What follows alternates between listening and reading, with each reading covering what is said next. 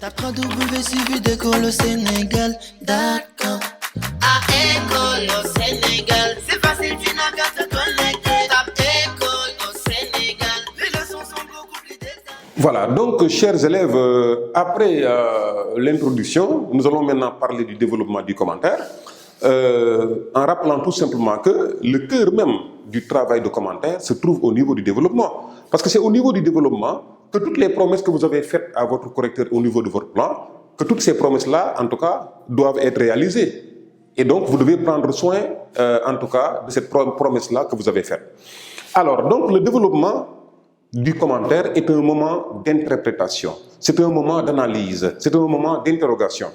Donc, l'élève, ou bien en tout cas le candidat, doit être conscient qu'il doit prendre en charge les différents éléments énoncés dans son plan. Si c'est un commentaire composé dans le plan, vous avez énoncé des centres d'intérêt. Ces centres d'intérêt-là doivent être développés à travers le corps du devoir. Si c'est un commentaire suivi, en tout cas, mouvements de votre plan que vous avez énoncé, ces mouvements aussi doivent être pris en charge. Donc, les parties qui composent donc le texte doivent être une à une prises en charge, étudiées en profondeur. Donc, ça, c'est important à savoir. Alors, donc, le développement du commentaire, chers élèves, c'est quoi? C'est tout simplement le fait, en quelque sorte, d'interroger de façon méthodique le texte pour le pousser à libérer, en quelque sorte, son sens profond. Parce que, il y a lieu de le rappeler, le commentaire est une épreuve plaisante, parce qu'on a comme l'impression que vous avez devant vous un monstre, voilà, souriant, qui vous cache quelque chose dans son corps énorme, et vous faites le tour à gauche, à droite, vous montez, vous descendez pour trouver le trésor qu'il vous cache. C'est un peu ça aussi le commentaire, quoi. C'est un jeu, mais un jeu très plaisant, mais aussi un jeu très utile. Donc, faire un développement en commentaire, c'est tout simplement avancer dans le texte pour le découvrir et le faire découvrir à votre lecteur. Il ne s'agit pas simplement de se faire plaisir soi-même. Il ne s'agit pas simplement d'utiliser ces outils, n'est-ce pas, d'analyse pour, en quelque sorte, un plaisir spirituel, personnel. Mais on pense surtout à l'autre, c'est-à-dire, il ne faut jamais oublier que vous avez un correcteur et que ce correcteur-là vous attend au coin. Et donc, tout ce que vous dites, vous devez le fonder sur des bases crédibles. En matière de commentaires, il faut interpréter, mais il faut interpréter de façon objective. C'est vrai que la subjectivité intervient. Voilà, mais in fine, ce qui est le plus important, c'est la crédibilité du discours que vous tenez sur le texte. Le texte renferme en tout cas des parts d'ombre, des obscurités, des sens cachés, des non-dits, des présupposés, et tout ça, il faut que le candidat l'interroge de façon régulière et méthodique pour pouvoir véritablement permettre à son correcteur de comprendre que vous avez compris. Et ça, c'est important à savoir. Et donc, avec les outils d'analyse qui sont mis à votre disposition, vous devez interroger le texte en question et l'amener à libérer les sens qu'il renferme.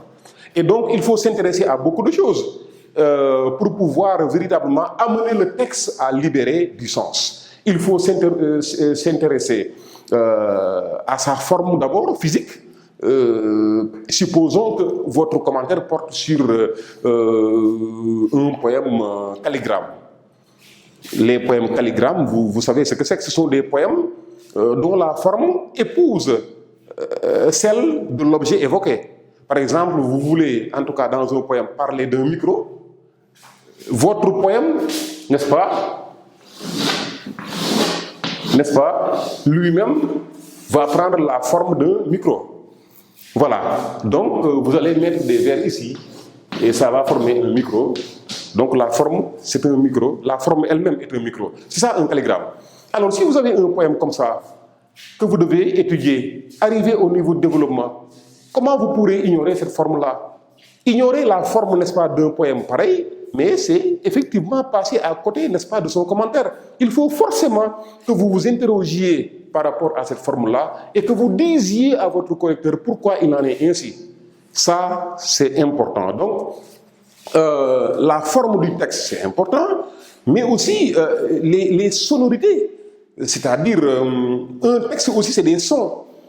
Voilà, c'est pourquoi on vous dit que pour pouvoir en tout cas interpréter un texte à commenter, il faut s'intéresser principalement à deux choses. Qu'est-ce que je vois? Qu'est-ce que j'entends? Ou bien, oui, qu'est-ce que j'entends? Et troisième, en tout cas, question, qu'est-ce que je ressens? Donc ces trois questions sont fondamentales. Qu'est-ce que je vois? Qu'est-ce que j'entends? Surtout. Parce que si on s'en réfère à Léopold Sédar Senghor, il disait que la poésie chez nous, en Afrique, c'est avant tout une question de paroles douces et agréables à l'oreille. Donc le poète aussi est un enchanteur. Le poète est un musicien de la langue. C'est quelqu'un qui a des pouvoirs extraordinaires pour mélanger les mots et les pousser à dialoguer dans le sens, n'est-ce pas, de la cadence et du rythme. Ça, c'est important. Et de ce point de vue-là, un texte, c'est des sons. Un texte libère des sons. Par exemple, chez quelqu'un comme Mallarmé, il y a ce qu'on appelle le sonnet en X.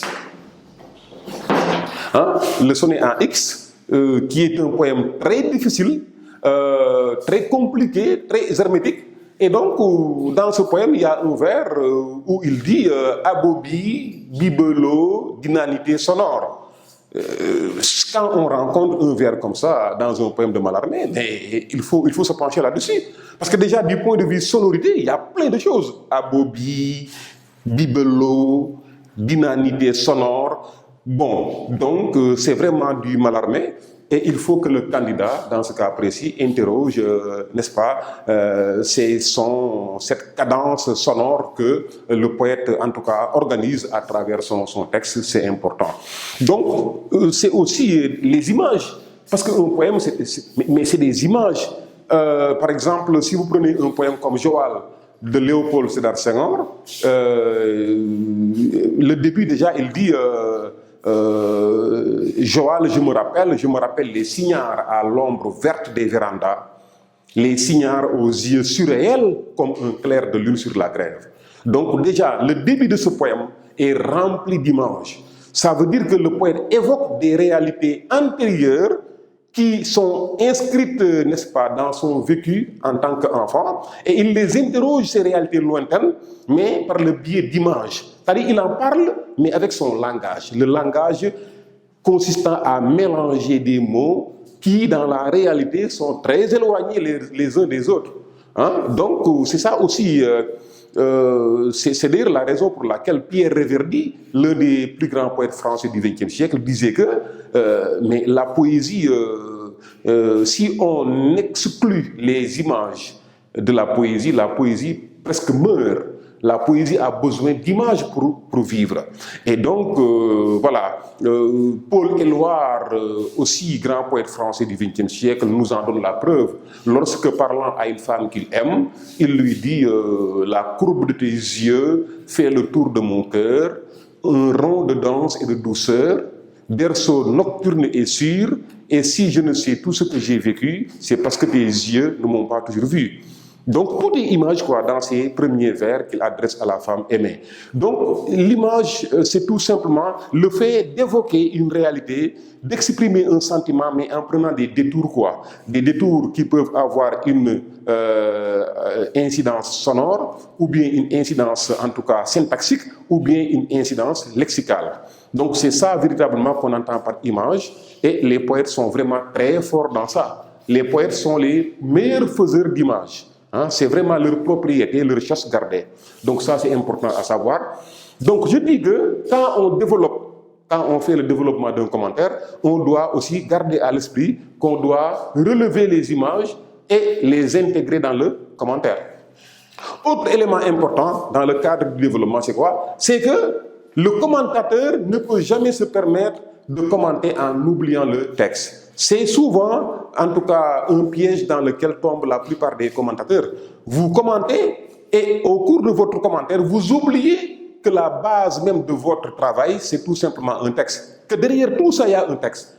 et que le texte, vous devez l'interroger de façon régulière. Hein? Vous devez faire des navettes, n'est-ce pas, entre le texte à commenter et votre propre texte, c'est-à-dire le commentaire même que vous produisez.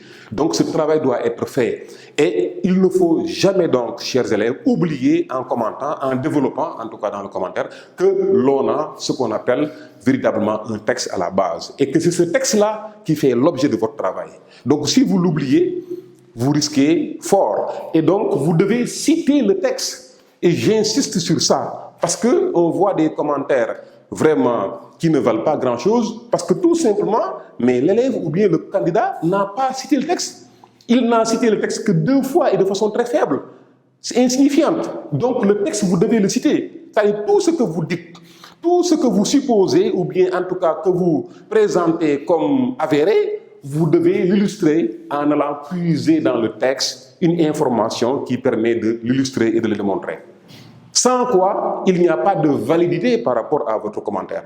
Le commentaire n'est valide que si le candidat est conscient que toute supposition qu'il fait, toute interprétation qu'il fait doit être fondée sur une réalité, et cette réalité-là, c'est le texte lui-même.